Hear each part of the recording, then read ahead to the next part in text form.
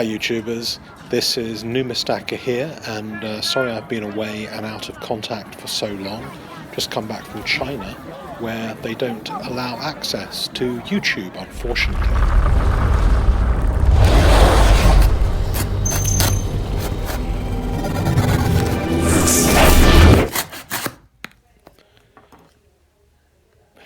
I know that one of the types of videos that I do that some of you most look forward to is these unboxings from NGC of some graded coins.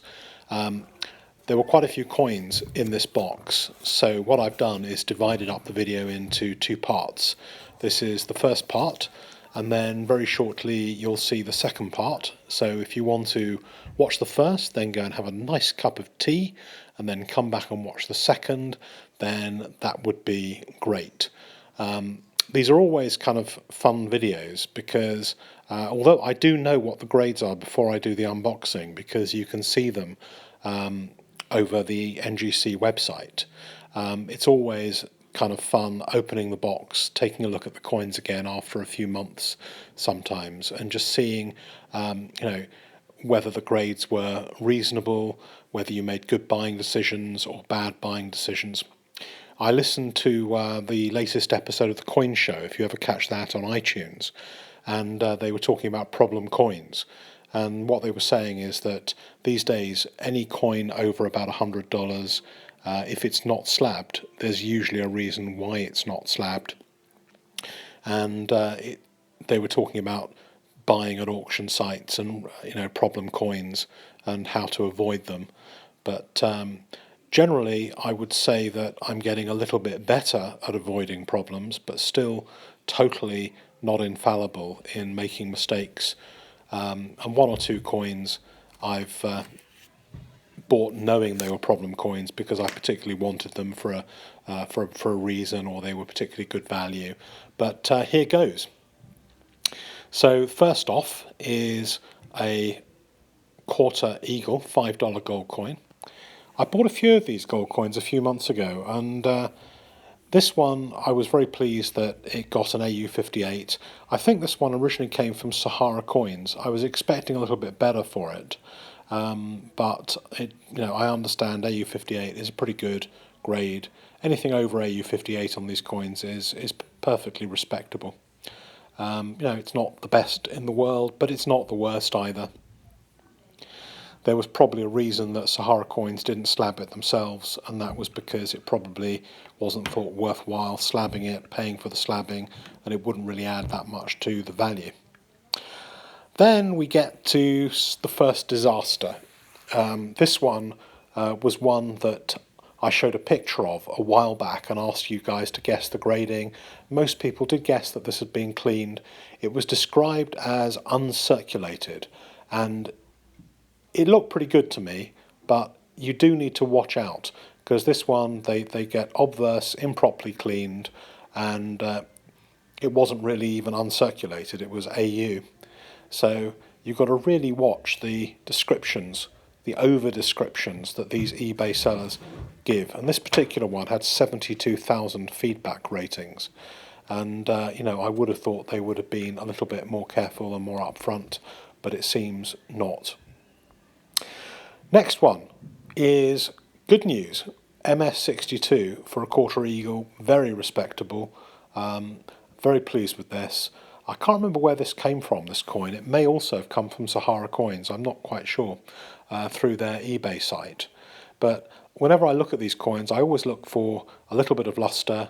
I look for cleaning marks. Sometimes I see them, sometimes I don't. And I always look on the little bun on the Liberty's hair to see whether all of the little lines are there, because that's one of the big telltale signs of wear on one of these coins. It's the highest point and the first place that it goes. Next one. This was the other one that I bought from this so-called uncirculated described series of coins. I bid for two of these on eBay thinking they were uncirculated. They didn't look cleaned, but clearly they were. And I kind of resent trade sellers who have very high feedback ratings calling their coins uncirculated when they're problem. They may very well be uncirculated, it may very well not be a misdescription, but it is extremely unhelpful to say the least. And I would have thought that really these people do know these coins are cleaned, and they should basically be required by eBay that to put cleaned or uncleaned if they know about it. So this one was a bit of a surprise because I didn't see this one was cleaned. It looked like it had some luster, but you know, it is a tiny bit shiny now that I see it again. I was hoping this one would have got a grading, but it didn't. This is an Eagle $10 gold coin. I didn't overpay for this coin. I probably paid a bullion kind of price, so to expect it to be worth more than that, pretty unreasonable. I wasn't lucky, but it is still worth probably more than what I paid for it, so still quite happy with this. But this was another one that goes into the bad pile. I'm hoping that the good pile will outnumber the bad pile. 1901 San Francisco mint mark, MS61. Very pleased with this. That's a really nice grade to get on this coin. This actually was a coin that was bought, I think it was in an annex slab, and I thought it might have got a bit more, or it may have been a different slab. I can't remember whether it was annex or somebody else, but I unslabbed this and resubmitted it to NGC thinking maybe it would get an MS62. It didn't get the MS62, but it did get the MS61 that was on it before, and it's more saleable within an NGC slab, so I think that I probably did the right thing. 1958. I don't have one of these. I bought this from a guy on one of the forums who was selling about 40 sovereigns, and I asked him to give me his very best Queen Elizabeth 1958 sovereign out of a number he had, and he picked this one. Did very well with it. MS64 is very nice, although a lot of these coins were never in circulation. Well, all of them were never in circulation, so they're all in pretty good nick anyway.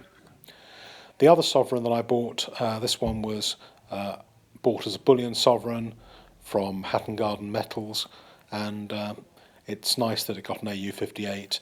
It would have been nice to get a little bit more, but AU58, perfectly respectable, quite happy with that. Another good coin and a success. I don't think AU58 on this coin really adds anything to the value because it really is pretty much a kind of nice condition bullion coin. But there's a lot of people who like buying these coins knowing that they're authentic and in the slab. So I believe that it does give them a wider marketability putting them in the slab than having them loose. Although I do know that there's a lot of people, particularly in the UK, who far prefer to have these coins loose and they can touch them and hold them and kind of play around with them and don't really enjoy having them slabbed. So for me, you know, I like having a world market for coins. I like knowing that they can be sold anywhere. So then we get on to a Boolean Sovereign, which is a special Indian sovereign made by PAMP in India. They've been producing these since 2013. This is the third one. I think 2015 will turn out to be a fairly low mintage year for these sovereigns. They didn't start making them until very, very late in the year, and the packaging that I had kept by NGC, I always get the original packaging kept, is a pretty low number compared to previous sovereigns that I've had from 2013, 2014. And it is always worth keeping the packaging because you never know when you sell it if it might be useful to show somebody the original packaging. You know, even if it's never going to be used, it kind of at least shows a little bit of the history of the coin and where it's come from. So, but you can see that this was 2,640. I think my 2014 one was 25,000 in terms of number. So, it'd be interesting to see what the mintages of these are. I think it's quite possible the novelty has worn off, and they're producing fewer of them in India. So who knows? We'll see. We'll see maybe in a few months' time when the mintages come through. Next one is great. Very pleased with this. This is a Bay Precious Metals cheap 1/10 of an ounce Year of the Monkey, which I got when Bay Precious Metals had a sale on eBay. I was alerted to this by Lady Liberty Stacker, and immediately went and placed the order. Got this at a very good price, and I was very pleased that it got an MS70. The extra premium on the MS70 probably pays for the grading cost, so if I did decide to sell it, I'd probably get just a little bit more than I paid for it, plus the grading cost, plus eBay fees. So, you know, there's a potential for making a couple of dollars on this one, which is better than losing money, which has been the case for a lot of these kind of things. Some of you might remember a couple of months ago when I was in the States, I got a 3-coin set for the 1989 sovereigns, which gives you the half sovereign, the 1 sovereign, the 2 sovereign. I think this is the best and most beautiful recent sovereign design. It's highly collectible. Very pleased with the results. This one actually I paid a little bit extra to have conserved as well, because they found a mark on it which they removed over at NGC.